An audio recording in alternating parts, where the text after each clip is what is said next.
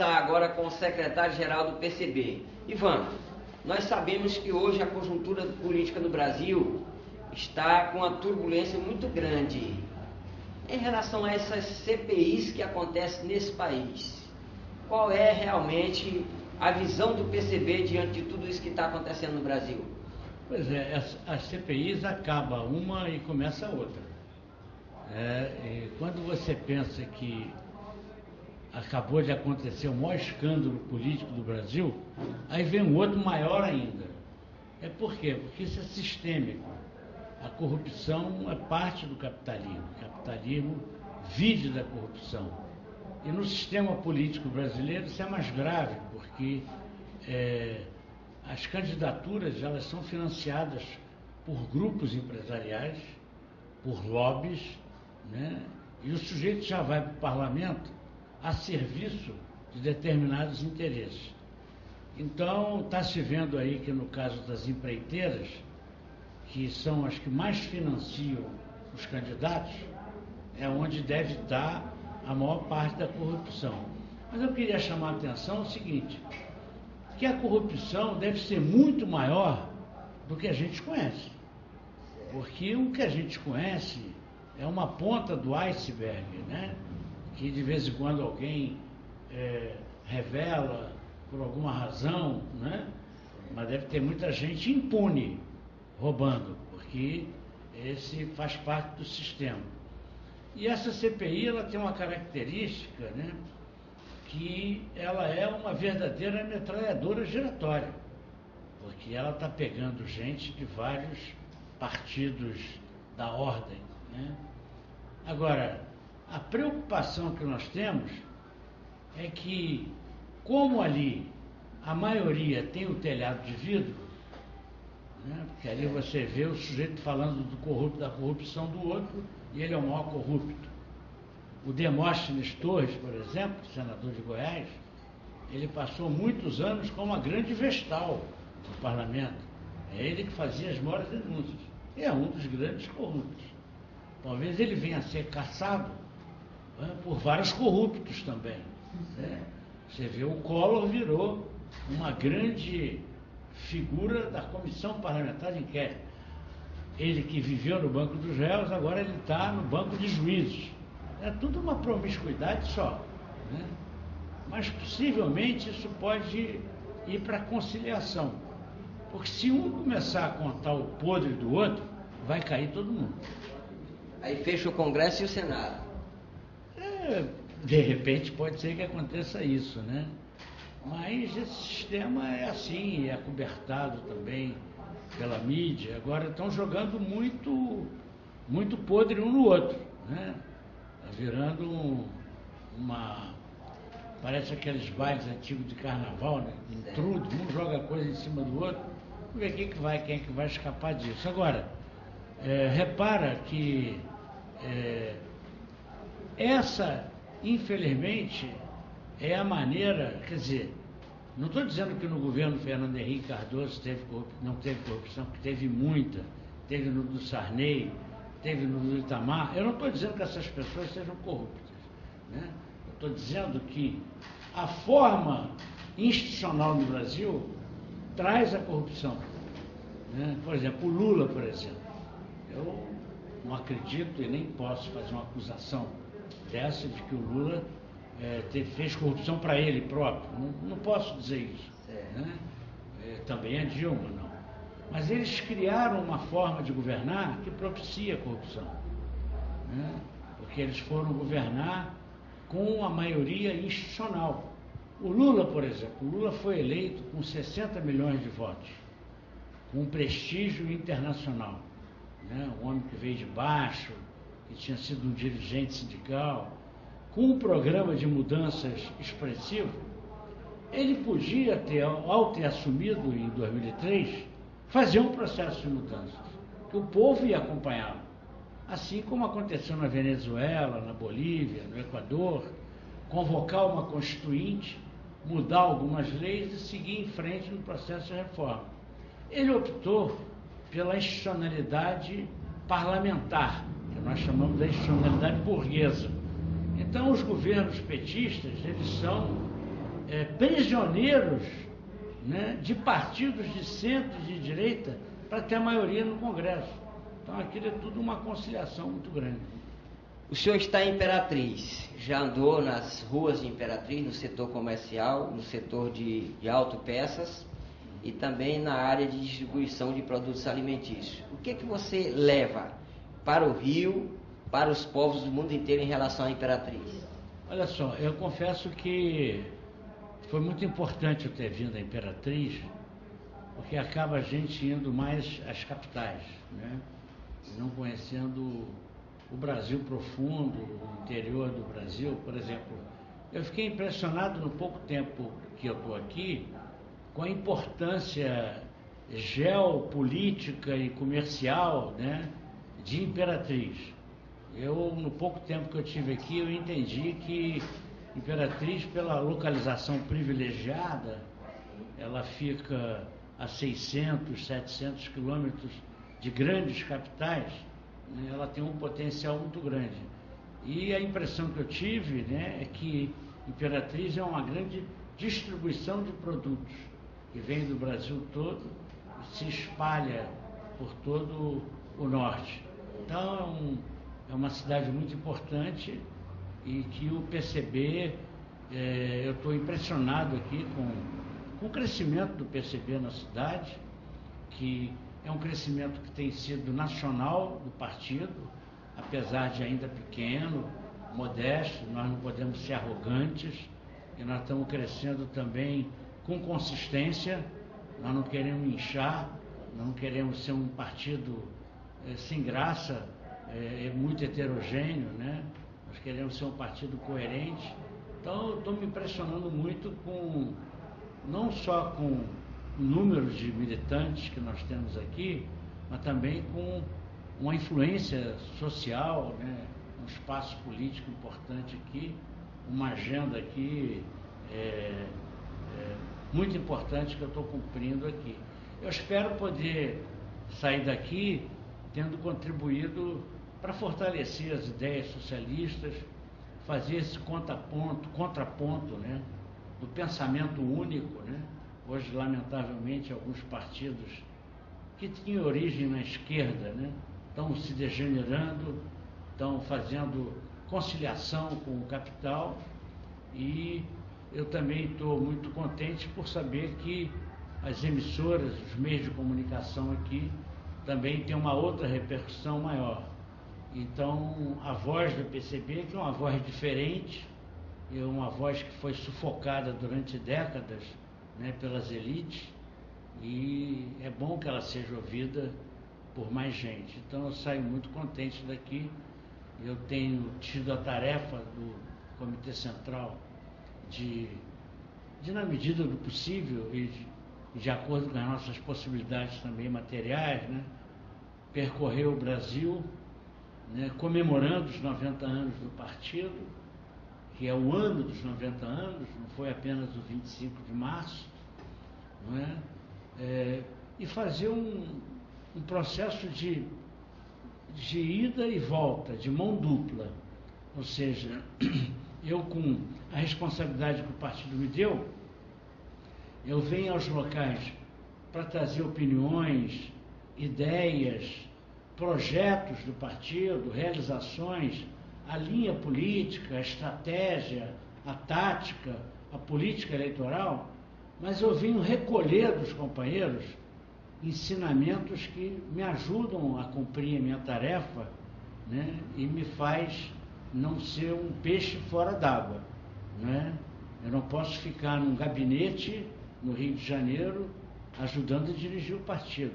Eu tenho que conhecer o partido, as dificuldades, né, a grandeza dele, as lutas que ele está tendo. Então, para mim, é muito gratificante. E eu estou no PCB desde 1976. Eu queria deixar aqui registrado o seguinte: eu nunca passei uma fase tão alvissareira dentro do PCB como hoje, de tanta esperança, de tanta reconstrução. Eu vou em vários estados em que o partido, de 2 anos para cá, o partido que eu encontro é o dobro, é o triplo, muito jovens, chegando no partido. Nós temos hoje um patrimônio muito valioso, que é a coerência política, né? O nosso partido começa a ser visto pela esquerda e pela militância como um partido que tem coerência política, que não se vende, né? Que não abre mão de princípios, né? Isso é muito importante. Uma outra coisa importante nessa fase do PCB é que nós não temos dissensões internas, grupos, articulações. Temos nossas divergências, e ainda bem que temos, porque senão não seria um partido sem vida. Mas nossas divergências no partido, não são de princípios, não são com relação à linha política, são questões ligadas à aplicação da linha política. Por isso é que fizemos agora uma conferência política nacional, porque nós tínhamos consenso numa estratégia que nós chamamos de estratégia socialista, mas nós estávamos ainda com dificuldade para aplicar essa estratégia na tática. Então, essa conferência política que houve agora vai nos ajudar naquilo que é fundamental. A maior deficiência do PCB hoje, e a gente tem que ser franco, não adianta a gente ficar mentindo para se valorizar. Um partido que não tem consciência das suas necessidades, das suas debilidades, é um partido que não tem futuro. Nós precisamos fortalecer os nossos laços no movimento social, né? Sobretudo no movimento sindical, entre a juventude, nos movimentos de bairro. Essa para nós é a prioridade de hoje. Nós vamos esse ano formalizar, né, institucionalizar a unidade classista. Agora, na reunião do CC, de 8 a 10 de junho, vai ser aprovado o estatuto, uma direção da unidade classista. Então, esse é o nosso objetivo de curto prazo. E a União da Juventude Comunista vai fazer agora, em julho, no Rio de Janeiro, o 6º congresso de toda a história do PCB. Para você ver como é que de 2005 para cá o partido está se reconstruindo. Desses 6 congressos, 3 foram realizados antes de 2005 e 3 foram realizados a partir de 2005. Então é uma reconstrução muito consistente. Ivan, nós sabemos que o PCB tem interesse em lançar pré-candidaturas em todo o Brasil. Aqui em Imperatriz, o senhor acha que o PCB terá condições de lançar uma pré-candidatura a prefeito e vereadores? Olha só, eu não quero ser nem prepotente, nem leviano de apresentar aqui uma proposta para o PCB de Imperatriz. Porque o PCB de Imperatriz é que conhece a realidade de Imperatriz. Eu não conheço a correlação de força, não conheço a cultura local, as forças que estão disputando a eleição, a história daqui, o próprio partido eu estou conhecendo com alegria muito grande, mas eu também não percebo que ele tem uma força, mas eu não sei qual a extensão dela. O importante é que vocês decidam dentro do arco político definido pelo partido. Agora, o que vocês vão decidir vai ser respeitado, salvo se vocês forem fazer uma aliança com um partido de direita, um partido de centro, conservador, aí o Comitê Central terá que tomar alguma atitude. Mas as opções que vocês têm aqui são basicamente 3. Né? Vocês é que vão escolher em função da conjuntura local. Uma seria a reedição da frente esquerda, PCB, PSOL, PSTU. A outra seria uma aliança com um desses 2 partidos. Com todo o respeito que temos pelo PSTU, pela sua combatividade, mas a nossa afinidade maior entre os partidos legalizados é com o PSOL. E tem sido assim no Brasil todo. Temos uma relação mais fraterna, mais unitária. Né? E a outra alternativa é a chapa própria. Né? E todas essas decisões estão dentro da linha política do partido. Vocês é que vão decidir. Em geral, o partido tem feito, no Brasil todo, até agora, não temos notícia de nenhum local onde tenha se fugido dessa linha política, né? Até agora não aconteceu isso. Houve um aqui, outro acolá, aí a gente tempestivamente conversa com os companheiros, porque esse ano nós não podemos aceitar nenhuma transgressão à linha política do partido, porque nós não podemos botar em risco o nosso maior patrimônio. O nosso maior patrimônio, além da história do partido, dos nossos militantes, eu vou repetir uma coisa que eu já disse aqui, é a nossa coerência política. Esse patrimônio, a gente é intocável, porque as pessoas estão olhando para o PCB por causa dele, né? São pessoas que estão desgostosas de partidos em que eles entraram, pensando que era um partido revolucionário. Quando eu uso a palavra revolucionária, toda vez que eu usar, eu não estou dizendo aqui que a gente está pregando a luta armada, né? Mas também não estou dizendo que o povo possivelmente precisará de violência, não sabe como, tomara que seja a menor possível, né? Para se o povo quiser chegar ao socialismo, porque a burguesia não entrega o poder de graça, né? Agora, o que está acontecendo? O PSOL, né, com todo respeito, é um partido de tendências, portanto é um partido heterogêneo. Quando você fala do PSOL, em cada lugar, a primeira pergunta que você tem que fazer é assim, qual PSOL? O PSOL em São Paulo é um, no Rio é outro. No Rio e em São Paulo, como são estados maiores, em que a política tem mais força, digamos assim, tem todas as correntes do PSOL. Mas às vezes tem estados em que a nossa relação com o PSOL não é boa. E tem estados em que é muito boa. E também depende de como o PSOL quer fazer coligação conosco. Nós não queremos fazer coligação a qualquer preço. Nós queremos ser tratados como um parceiro, né? Também não vamos aceitar a coligação em que o PCB seja tratado, né, de uma maneira que menospreza a sua importância, porque o PCB, ele, nessa fase de reconstrução, né, muitos partidos querem aliança com o PCB, em alguns estados, não porque tenhamos muito voto. Aqui pode ser que sim, por conta do tamanho do partido. Mas é que o PCB dá um selo de qualidade numa coligação, né? Pela história que ele tem, pelo momento que ele está vivendo. Então, muitos querem dizer que o PCB está apoiando. Mas nós não queremos só isso. Nós queremos ter participação. Nós queremos, se não dermos porque parte-se do pressuposto seguinte, o PSOL tem sempre que dar o candidato a prefeito. Mas por quê? Onde é que está escrito isso? Né? Pode ser que em alguns estados o nosso candidato seja melhor do que o deles, né? E qual é o critério? O critério é o tamanho ou é a influência política, né? Então, há alguns estados em que nós estamos fazendo uma coligação e com o vice sendo do PCB, né?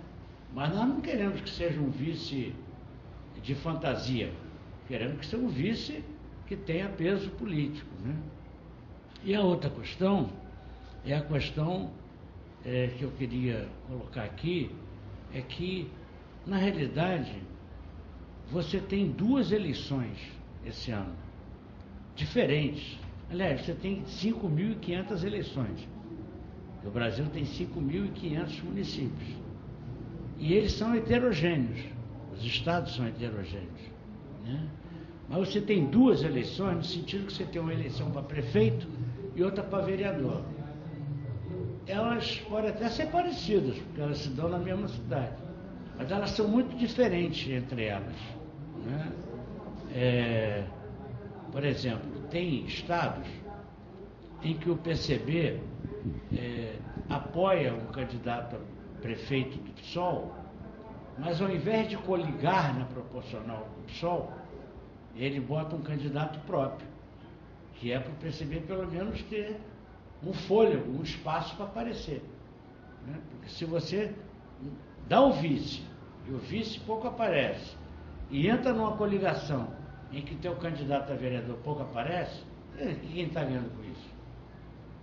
Uma aliança só pode ser boa se for boa para os dois lados. Né? Então, aqui, se o PSOL tiver um comportamento que a gente merece, né, como um aliado, de repente vocês decidem uma coligação, ou então faz uma chapa própria também, né? Sem também ilusão de que vamos fazer uma grande bancada, não é? É uma eleição difícil, a eleição para prefeito é muito difícil, ainda mais aqui que tem tempo de televisão, porque a lei já nos prejudica nisso. Deve ter aqui candidato, eu conheço lugares em que o sujeito é candidato de 20 partidos. Como é que pode? Então para que esses partidos existem? Se não tem diferença, né? Não tem condição. A outra coisa que vocês têm que levar em conta é que aqui é uma eleição que não tem segundo turno, pelo que eu saiba. Não existe segundo turno. Então é uma outra eleição, totalmente diferente. Porque se tivesse um segundo turno, e se vai alguém da esquerda para o segundo turno, o segundo turno, eu acho que é a eleição mais democrática que tem. É a única que o tempo é igual. É a única que o debate é igual. Os dois têm o mesmo direito de debater. Né? Então, aqui é tudo ou nada. É uma eleição que acaba no primeiro dia, na eleição para prefeito. Tem que pensar isso. Agora, a gente não disputa a eleição só para ganhar. Né? A gente disputa a eleição, sobretudo, para colocar nossas ideias, né? Tentar conscientizar o povo, né? De que o capitalismo ele não é uma solução para a humanidade, falar sobre a crise do capitalismo, falar sobre nossas propostas, né? E tentar eleger um vereador, se for possível, mas eu acho que nessa eleição aqui em Imperatriz, seja qual for o resultado, o PCB é vitorioso. Porque o PCB vai aparecer com força, com distinção, né, com personalidade, com cara própria, e vai plantar uma semente num futuro muito longínquo, porque a nossa luta é muito longa. E ela não passa só por eleições. Nós não somos um partido que funciona apenas nos anos pares. Né? Nós somos um partido que funcionamos todos os dias, todos os meses, e temos como prioridade a ligação nossa com os trabalhadores, né? Com movimentos sociais, que, aliás, se você pensar do ponto de vista eleitoral, é isso que vai fazer no futuro com que o PCB eleja mais parlamentares. Como é que o PCB em 46, né, elegia tanto deputado, né, tanto vereador? É porque tinha ligação com as massas. Né? É isso que a gente precisa ter.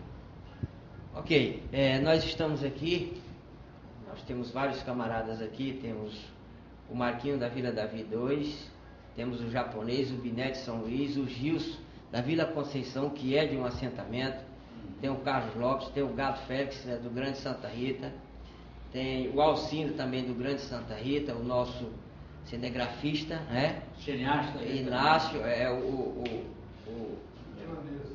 Ananias, nós temos o Jobeval, a sua esposa Aneli, e também o camarada Negreiro, e o Biné. Mas para que nós possamos encerrar, qual seria a mensagem que o senhor deixaria para o PCB, para a população de Imperatriz e de toda a região tocantina?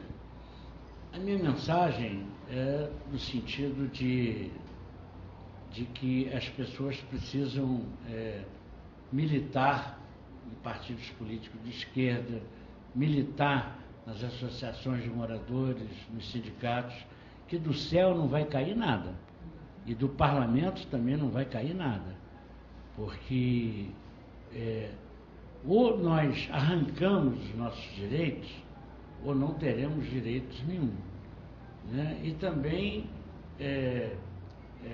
falar para o povo de Imperatriz e região da necessidade de fazer um balanço sobre o que é o capitalismo, né?